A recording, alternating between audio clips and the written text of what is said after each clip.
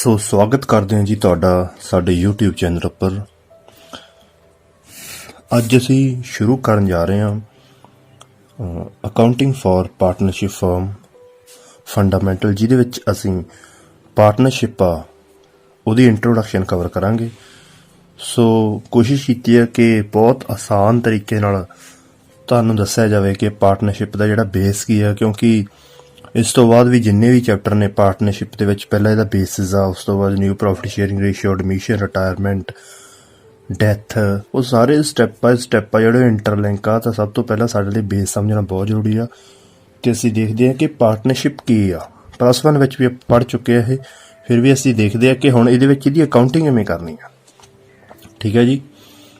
So according to Indian partnership act 1932 section 4, ਕੋਸ਼ਿਸ਼ ਕਰਿਓ ਤੁਸੀਂ ਇਹ ਸੈਕਸ਼ਨ ਯਾਦ ਰੱਖਣ ਦੀ ਤਾਂ ਕਿ ਤੁਸੀਂ ਐਗਜ਼ਾਮ ਦੇ ਵਿੱਚ ਲਿਖ ਸਕੋ। Partnership is the relation between persons who have agreed to share the profits and losses of business carried on by all or any of them acting for all। ਇਹਦਾ ਮਤਲਬ ਕੀ ਹੈ ਕਿ ਪਾਰਟਨਰਸ਼ਿਪ ਦੋ ਜਾਂ ਦੋ ਤੋਂ ਵੱਧ ਬੰਦਿਆਂ ਦੇ ਵਿਚਕਾਰ ਰਿਲੇਸ਼ਨਸ਼ਿਪ ਆ, ਜਿਨ੍ਹਾਂ ਦੇ ਵਿੱਚ ਉਹ ਸਾਰੇ ਜਾਂ ਇੱਕ ਸਾਰੇ ਲਈ ਕੰਮ ਕਰਦਾ। ਠੀਕ ਹੈ ਜੀ, ਇਹਦਾ ਮੀਨਿੰਗ ਸੀਗਾ। ਫੀਚਰ ਕੀ ਨੇ ਕਿ ਪਾਰਟਨਰਸ਼ਿਪ ਦੇ ਵਿੱਚ 2 ਔਰ ਮੋਰ ਪਰਸਨ, ਮਿਨੀਮਮ 2 ਹੋਣੇ ਚਾਹੀਦੇ ਨੇ, ਮੈਕਸੀਮਮ 50 ਹੋ ਸਕਦੇ ਨੇ। ਠੀਕ ਹੈ ਜੀ। ਜਿੱਦਾਂ ਆਪਾਂ ਪਲੱਸ 1 ਦੇ ਵਿੱਚ ਪੜ੍ਹਿਆ ਫਾਰਮਸ ਆਫ ਬਿਜ਼ਨਸ ਵੀ, ਜਦੋਂ ਇਕੱਲਾ ਬੰਦਾ ਸ਼ੁਰੂ ਕਰਦਾ ਤਾਂ ਉਹਨੂੰ ਸੋਲ ਪ੍ਰੋਪਰਾਈਟਰਸ਼ਿਪ ਕਹਿੰਦੇ ਆ। ਮਿਨੀਮਮ 2 ਦਾ ਪਾਰਟਨਰਸ਼ਿਪ 50 ਤੋਂ ਜਦੋਂ ਜ਼ਿਆਦਾ ਹੋ ਜਾਂਦੇ ਤਾਂ ਉਹ ਜੁਆਇੰਟ ਸਟਾਕ ਕੰਪਨੀ ਬਣ ਜਾਂਦੀ ਆ। ਐਗਰੀਮੈਂਟ ਕੀ ਆ, ਉਹਨਾਂ ਦੇ ਵਿੱਚ ਓਰਲ ਜਾਂ ਰਿਟਨ ਐਗਰੀਮੈਂਟ ਹੋਣਾ ਚਾਹੀਦਾ ਵਾ ਜਦੋਂ ਪਾਰਟਨਰਸ਼ਿਪ ਸ਼ੁਰੂ ਕਰਨੀ ਆ। ਠੀਕ ਹੈ ਜੀ। ਅਗਰ ਉਹਨਾਂ ਦੇ ਵਿੱਚ ਰਿਟਨ ਐਗਰੀਮੈਂਟ ਆ ਤਾਂ ਉਹਨੂੰ ਕਿਹਾ ਜਾਊਗਾ ਪਾਰਟਨਰਸ਼ਿਪ ਡੀਡ। ਇਹ ਇੱਕ ਬਹੁਤ ਇੰਪੋਰਟੈਂਟ ਟੌਪਿਕ ਆ, ਆਪਾਂ ਅੱਗੇ ਡਿਸਕਸ ਕਰਦੇ ਹਾਂ ਜਾ ਕੇ ਪਾਰਟਨਰਸ਼ਿਪ ਡੀਡ ਕੀ ਚੀਜ਼ ਆ।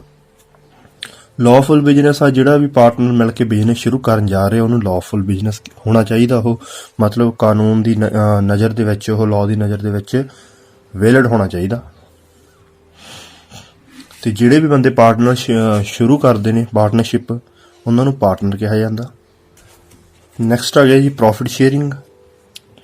ਅਤੇ ਪਾਰਟਨਰਸ਼ਿਪ ਡੀਡ ਦੇ ਅਕੋਰਡਿੰਗ ਉਹਨਾਂ ਨੇ ਜਿਹੜੀ ਵੀ ਉਹਨਾਂ ਦੀ ਔਰਲ ਜਾਂ ਰਿਟਨ ਪਾਰਟਨਰਸ਼ਿਪ ਡੀਡ ਹੋਈ ਆ, ਮਤਲਬ ਪਾਰਟਨਰਸ਼ਿਪ ਡੀਡ ਮਤਲਬ ਉਹਨਾਂ ਦਾ ਐਗਰੀਮੈਂਟ ਹੋਇਆ, ਸਮਝੌਤਾ ਹੋਇਆ, ਉਹਦੇ ਅਕੋਰਡਿੰਗ ਉਹ ਪ੍ਰੋਫਿਟ ਐਂਡ ਲਾਸ ਨੂੰ ਸ਼ੇਅਰ ਕਰਨਗੇ। ਠੀਕ ਹੈ ਜੀ। ਹੋਰ ਇਹਦੇ ਵਿੱਚ ਆ ਕਿ ਬਿਜ਼ਨਸ ਆ ਜਿਹੜਾ ਉਹ ਜਾਂ ਤਾਂ ਸਾਰੇ ਬਿਜ਼ਨਸ ਨੂੰ ਰਨ ਕਰਨਗੇ ਜਾਂ ਕੋਈ ਇੱਕ ਪਰਸਨ ਆ ਸਾਰਿਆਂ ਲਈ ਬਿਜ਼ਨਸ ਰਨ ਕਰੂਗਾ ਉਹ। ਅਤੇ ਨੈਕਸਟ ਅੱਗੇ ਸਾਡੇ ਕੋਲ ਆ ਗਿਆ ਪਾਰਟਨਰਸ਼ਿਪ ਡੀਡ। ਅਸੀਂ ਦੇਖਾਂਗੇ ਕਿ ਪਾਰਟਨਰਸ਼ਿਪ ਡੀਡ ਕੀ ਹੁੰਦੀ ਹੈ। ਠੀਕ ਹੈ ਜੀ। ਪਾਰਟਨਰਸ਼ਿਪ ਐਗਰੀਮੈਂਟ ਇਹ ਇੱਕ ਰਿਟਨ ਡਾਕੂਮੈਂਟ ਆ ਜਿਹਦੇ ਵਿੱਚ ਟਰਮਸ ਐਂਡ ਕੰਡੀਸ਼ਨ ਲਿਖੀਆਂ ਹੁੰਦੀਆਂ ਪਾਰਟਨਰਸ਼ਿਪ ਦੀਆਂ। ਇੱਕ ਲੀਗਲ ਡਾਕੂਮੈਂਟ ਆ ਜਿਹਦੇ ਉੱਪਰ ਸਾਰੇ ਪਾਰਟਨਰਸ ਦੇ ਸਾਈਨ ਕੀਤੇ ਹੁੰਦੇ ਨੇ। ਠੀਕ ਹੈ ਜੀ। ਕੀ ਕੀ ਸ਼ਾਮਿਲ ਹੁੰਦਾ ਪਾਰਟਨਰਸ਼ਿਪ ਡੀਡ ਦੇ ਵਿੱਚ? ਡਿਸਕ੍ਰਿਪਸ਼ਨ ਆਫ ਦੀ ਪਾਰਟਨਰ, ਵੀ ਕੌਣ ਕਿਹੜੇ ਬੰਦੇ ਪਾਰਟਨਰ ਨੇ, ਉਹਨਾਂ ਦੀ ਡਿਸਕ੍ਰਿਪਸ਼ਨ, ਫਰਮ ਦੀ ਡਿਸਕ੍ਰਿਪਸ਼ਨ, ਜਿਹੜੀ ਪ੍ਰਿੰਸੀਪਲ ਪਲੇਸ ਆ ਬਿਜ਼ਨਸ ਦੀ ਉਹ ਕਿੱਥੇ ਆ, ਅਸੀਂ ਕਿਹੋ ਜਿਹਾ ਬਿਜ਼ਨਸ ਕਰ ਰਹੇ ਹਾਂ, nature of business, partnership date ਨੂੰ ਅਸੀਂ ਸ਼ੁਰੂ ਕਦੋਂ ਕੀਤਾ ਵਾ, ਕੈਪੀਟਲ ਕੰਟਰੀਬਿਊਸ਼ਨ, ਮਤਲਬ ਹਰ ਇੱਕ ਪਾਰਟਨਰ ਨੇ ਕਿੰਨੀ ਕੈਪੀਟਲ ਦਿੱਤੀ ਹੈ ਬਿਜ਼ਨਸ ਸ਼ੁਰੂ ਕਰਨ ਲਈ। ਇਹ ਦੋ ਬਹੁਤ ਇੰਪੋਰਟੈਂਟ ਪੁਆਇੰਟ ਨੇ, interest on capital and interest on drawing. Plus 1 ਦੇ ਵਿੱਚ ਵੀ ਸ਼ਾਇਦ ਤੁਸੀਂ, ਜੇ ਤੁਹਾਨੂੰ ਹੁਣ ਯਾਦ ਹੋ, ਅਗਰ ਨਹੀਂ ਯਾਦ ਤਾਂ ਮੈਂ ਕੋਸ਼ਿਸ਼ ਕਰਾਂਗੇ ਕਿ ਇਹਨਾਂ ਨੂੰ ਆਪਾਂ ਇਸ ਵੀਡੀਓ ਦੇ ਵਿੱਚ ਜ਼ਰੂਰ ਕਵਰ ਕਰਨਾ, ਕਿਉਂਕਿ ਇਹ ਬਹੁਤ ਹੀ ਜ਼ਿਆਦਾ ਇੰਪੋਰਟੈਂਟ ਨੇ। ਇੰਟਰਸਟ ਔਨ ਕੈਪੀਟਲ ਅਤੇ ਇੰਟਰਸਟ ਔਨ ਡਰਾਇੰਗ। ਹੋ ਸਕਦਾ ਬਹੁਤ ਸਾਰੇ ਬੱਚਿਆਂ ਨੂੰ ਹਜੇ ਇਹੀ ਨਹੀਂ ਪਤਾ ਹੋਣਾ ਕਿ ਇੰਟਰਸਟ ਔਨ ਕੈਪੀਟਲ ਅਤੇ ਇੰਟਰਸਟ ਔਨ ਡਰਾਇੰਗ ਕੀ ਹੁੰਦੇ ਨੇ। ਅਤੇ ਅੱਗੇ ਜੋ ਵੀ ਉਹਨਾਂ ਨੇ profit sharing ratio, agreed ratio ਉਹਨਾਂ ਨੇ ਪਾਰਟਨਰਸ਼ਿਪ ਡੀਡ ਦੇ ਵਿੱਚ ਲਿਖੀ ਹੈ ਕਿ ਅਸੀਂ ਪ੍ਰੋਫਿਟ ਐਂਡ ਲਾਸ ਨੂੰ ਇਸ ਰੇਸ਼ੋ ਵਿੱਚ ਸ਼ੇਅਰ ਕਰਾਂਗੇ। ਉਹ ਰੇਸ਼ੋ ਕਿਹੜੀ ਆ? Interest on loan. ਇਹ ਇੰਟਰਸਟ ਔਨ ਲੋਨ ਉਹ ਲੋਨ ਆ ਵੀ ਅਗਰ ਕਿਸੇ ਵੀ ਪਾਰਟਨਰ ਨੇ ਫਰਮ ਨੂੰ ਲੋਨ ਦਿੱਤਾ ਵਾ, ਪਾਰਟਨਰਸ਼ਿਪ ਫਰਮ ਨੂੰ ਲੋਨ ਦਿੱਤਾ, ਤਾਂ ਉਹਨੂੰ ਕਿੰਨਾ ਇੰਟਰਸਟ ਮਿਲੂਗਾ। ਠੀਕ ਹੈ ਜੀ। ਅਗਰ ਤਾਂ ਪਾਰਟਨਰਸ਼ਿਪ ਡੀਡ ਦੇ ਵਿੱਚ ਜਿਹੜਾ ਰੇਟ ਲਿਖਿਆ ਹੋਇਆ ਤਾਂ ਉਹ ਮਿਲੂ। ਅਗਰ ਪਾਰਟਨਰਸ਼ਿਪ ਡੀਡ ਨਹੀਂ ਹੈ, ਉਹ ਆਪਾਂ ਅੱਗੇ ਪੜ੍ਹਦੇ ਵੀ, ਅਗਰ ਨਹੀਂ ਹੈ ਤਾਂ ਕੀ ਕੰਡੀਸ਼ਨ ਲੱਗਣਾ। ਅਗਰ ਉਹਨਾਂ ਦੇ ਵਿੱਚ ਕੋਈ ਰਿਟਨ ਪਾਰਟਨਰਸ਼ਿਪ ਡੀਡ ਨਹੀਂ ਹੈ ਤਾਂ ਉਹਨੂੰ 6% ਇੰਟਰਸਟ ਰੇਟ ਮਿਲਣਾ ਹੀ ਮਿਲਣਾ ਵਾ according to Indian partnership act. ਅਗਰ ਉਹਨਾਂ ਦੇ ਵਿਚਕਾਰ ਪਾਰਟਨਰਸ਼ਿਪ ਡੀਡ ਨਹੀਂ ਹੈ ਤਾਂ ਪਾਰਟਨਰ ਨੂੰ 6% ਇੰਟਰਸਟ ਮਿਲਣਾ ਹੀ ਮਿਲਣਾ। ਆਪਾਂ ਅੱਗੇ ਵੀ ਡਿਸਕਸ ਕਰਾਂਗੇ ਇਹ। ਅਕਾਊਂਟਿੰਗ ਪੀਰੀਅਡ ਮਤਲਬ ਵੀ ਤੁਹਾਡਾ ਅਕਾਊਂਟਿੰਗ ਪੀਰੀਅਡ ਕੀ ਹੋਊਗਾ। ਕੀ ਤੁਸੀਂ 1 ਜਨਵਰੀ ਨੂੰ ਸਟਾਰਟ ਕਰੋਗੇ ਆਪਣਾ ਅਕਾਊਂਟਿੰਗ ਪੀਰੀਅਡ, ਜਾਂ ਤੁਸੀਂ 1 ਅਪ੍ਰੈਲ ਨੂੰ ਸਟਾਰਟ ਕਰੋਗੇ। Right and duties of partner, ਹਰ ਇੱਕ ਪਾਰਟਨਰ ਦੀ ਰਾਈਟ ਐਂਡ ਡਿਊਟੀ ਕੀ ਹੋਊਗੀ। ਡਿਊਰੇਸ਼ਨ ਆਫ ਪਾਰਟਨਰਸ਼ਿਪ ਦਾ ਮਤਲਬ ਇਹ ਆ ਕਿ ਕੀ ਤੁਸੀਂ ਜਿਹੜੀ ਪਾਰਟਨਰਸ਼ਿਪ ਬਣਾ ਰਹੇ ਹੋ ਉਹ ਕਿਸੇ ਕੰਮ ਨੂੰ ਧਿਆਨ 'ਚ ਰੱਖ ਕੇ ਬਣਾ ਰਹੇ ਹੋ ਵੀ ਜਦੋਂ ਉਹ ਕੰਮ ਸਾਡਾ ਖਤਮ ਹੋ ਗਿਆ ਉਦੋਂ ਸਾਡੀ ਪਾਰਟਨਰਸ਼ਿਪ ਖਤਮ ਹੋ ਜਾਣੀ ਆ, ਜਾਂ ਆਪਾਂ ਉਹ ਬਣਾ ਰਹੇ ਆ ਕਿਸੇ ਖਾਸ ਟਾਈਮ ਪੀਰੀਅਡ ਲਈ। ਠੀਕ ਹੈ ਜੀ। ਬੈਂਕ ਅਕਾਊਂਟ ਆਪਰੇਸ਼ਨ ਮਤਲਬ ਕਿ ਬੈਂਕ ਅਕਾਊਂਟ ਆ ਜਿਹੜਾ ਉਹ ਕੌਣ ਆਪਰੇਟ ਕਰੂਗਾ। ਜਾਂ ਤਾਂ ਇਹ ਕੋਈ ਇੱਕ ਪਾਰਟਨਰ ਆਪਰੇਟ ਕਰੂਗਾ, ਮਤਲਬ ਇੱਕ ਪਾਰਟਨਰ ਦੇ ਨਾਮ ਦੇ ਉੱਪਰ ਅਕਾਊਂਟ ਹੋਊਗਾ, ਜਾਂ ਫਿਰ ਸਾਰੇ ਪਾਰਟਨਰਾਂ ਨੂੰ ਜੁਆਇੰਟਲੀ ਆਪਰੇਟ ਕਰਨਗੇ ਜਿਹੜਾ ਵੀ ਫਰਮ ਦਾ ਅਕਾਊਂਟ ਹੋਊਗਾ। ਡੈਥ ਆਫ ਅ ਪਾਰਟਨਰ, ਇਹਦੇ ਵਿੱਚ ਇਹ ਹੈ ਕਿ ਅਗਰ ਮੰਨ ਲਓ ਕਿਸੇ ਵੀ ਪਾਰਟਨਰ ਦੀ ਡੈਥ ਹੋ ਜਾਂਦੀ ਹੈ, ਕੀ ਉਸ ਤੋਂ ਬਾਅਦ ਜਿਹੜੀ ਪਾਰਟਨਰਸ਼ਿਪ ਆ ਉਹ ਖਤਮ ਹੋ ਜੂਗੀ, ਡਿਸੋਲਵ ਹੋ ਜੂਗੀ, ਜਾਂ ਫਿਰ ਉਹ ਪਾਰਟਨਰਸ਼ਿਪ ਨੂੰ ਜਿਹੜੇ ਪੁਰਾਣੇ ਪਰਸਨ ਨੇ, ਜਿਹੜੇ ਪੁਰਾਣੇ ਪਾਰਟਨਰ ਨੇ ਉਹ ਉੱਦਾਂ ਹੀ ਕੰਟੀਨਿਊ ਰੱਖਣਗੇ। ਇਹਦੇ ਵਿੱਚ ਉਹ ਚੀਜ਼ ਲਿਖੀ ਹੁੰਦੀ ਆ ਰੈਮੂਨਰੇਸ਼ਨ ਟੂ ਪਾਰਟਨਰ। ਇਹਦੇ ਵਿੱਚ ਇਹ ਆ ਕਿ ਕਿਸੇ ਪਰਸਨ ਨੂੰ ਕਿੰਨੀ ਰੈਮੂਨਰੇਸ਼ਨ ਮੀਨਸ ਸੈਲਰੀ ਔਰ ਕਮਿਸ਼ਨ ਦੋਨਾਂ ਨੂੰ ਰੈਮੂਨਰੇਸ਼ਨ ਕਹਿ ਦਿੰਦੇ ਨੇ, ਉਹ ਕਿੰਨਾ ਦਿੱਤਾ ਜਾਊਗਾ। ਨੈਕਸਟ ਬਹੁਤ ਇੰਪੋਰਟੈਂਟ ਗੱਲ ਇਹ ਆ ਜਾਂਦੀ ਹੈ ਸਾਡੇ ਕੁਐਸਚਨ ਮਾਈਂਡ ਦੇ ਵਿੱਚ ਆ ਜਾਂਦਾ ਕਿ ਕੀ ਪਾਰਟਨਰਸ਼ਿਪ ਡੀਡ ਜ਼ਰੂਰੀ ਆ। ਮਤਲਬ ਜਿਹੜਾ ਰਿਟਨ ਐਗਰੀਮੈਂਟ ਆ ਉਹਨੂੰ ਪਾਰਟਨਰਸ਼ਿਪ ਡੀਡ ਕਹਿੰਦੇ ਨੇ। ਕੀ ਇਹ ਜ਼ਰੂਰੀ ਆ ਹਰ ਇੱਕ ਪਾਰਟਨਰਸ਼ਿਪ ਲਈ? ਤਾਂ ਇਹ ਹਰ ਇੱਕ ਪਾਰਟਨਰਸ਼ਿਪ ਲਈ ਜ਼ਰੂਰੀ ਨਹੀਂ ਹੈਗਾ ਵੀ ਉਹਨਾਂ ਨੇ ਐਗਰੀਮੈਂਟ ਰਿਟਨ ਦੇ ਵਿੱਚ ਕਰਨਾ ਹੀ ਕਰਨਾ ਵਾ। ਅਗਰ 3 ਬੰਦਿਆਂ ਨੇ ਕੋਈ ਬਿਜ਼ਨਸ ਸ਼ੁਰੂ ਕੀਤਾ ਰਲ ਕੇ, ਅਗਰ ਉਹਨਾਂ ਨੇ ਕੋਈ ਓਰਲ ਜਾਂ ਰਿਟਨ ਐਗਰੀਮੈਂਟ ਨਹੀਂ ਕੀਤਾ ਤੇ ਬਾਅਦ ਵਿੱਚ ਉਹਨਾਂ ਦੇ ਵਿਚਕਾਰ ਕੋਈ ਡਿਸਪਿਊਟ ਹੋ ਗਿਆ ਤਾਂ ਫਿਰ ਉਹਨਾਂ ਦਾ ਡਿਸਪਿਊਟ ਕਿੱਦਾਂ ਸੋਲਵ ਹੋਊਗਾ। ਮੰਨ ਲਓ ਹੁਣ 3 ਪਰਸਨ ਸੀਗੇ ABC, 3 ਪਾਰਟਨਰ ਸੀ, ਉਹਨਾਂ ਨੂੰ 10,000 ਦਾ ਪ੍ਰੋਫਿਟ ਹੋਇਆ। ਠੀਕ ਹੈ ਜੀ। ਤੇ ਬਾਅਦ ਵਿੱਚ ਉਹਨਾਂ ਦਾ ਪੈ ਗਿਆ ਰੌਲਾ ਵੀ 10,000 ਦੇ ਵਿੱਚੋਂ ਕੌਣ ਇਹਨੂੰ ਕਿਵੇਂ ਵੰਡੀਏ, ਕਿਵੇਂ ਸ਼ੇਅਰ ਕਰੀਏ। ਤਾਂ ਇਹ ਕਹਿੰਦਾ ਕਿ ਮੈਂ ਕੈਪੀਟਲ ਜ਼ਿਆਦਾ ਦਿੱਤੀ ਆ, ਜਾਂ ਮੈਂ ਲੋਨ ਦਿੱਤਾ ਹੋਇਆ ਫਰਮ ਨੂੰ ਤਾਂ ਮੈਂ 5,000 ਲੈਣਾ, ਬਾਕੀ 5,000 ਤੁਸੀਂ ਆਪ ਹੀ ਦੇਖੋ ਕਿਵੇਂ ਵੰਡਣਾ ਆਪਦਾ। ਤਾਂ ਇਸ ਕੰਡੀਸ਼ਨ ਦੇ ਵਿੱਚ ਇੰਡੀਅਨ ਪਾਰਟਨਰਸ਼ਿਪ ਐਕਟ 1932 ਦੀਆਂ ਪ੍ਰੋਵੀਜ਼ਨ ਆ ਜਿਹੜੀਆਂ ਉਹ ਅਪਲਾਈ ਹੋਣਗੀਆਂ। ਉਹ ਪ੍ਰੋਵੀਜ਼ਨ ਕੀ ਨੇ? In the absence of partnership deed ਦਾ provision of Indian partnership act will be apply.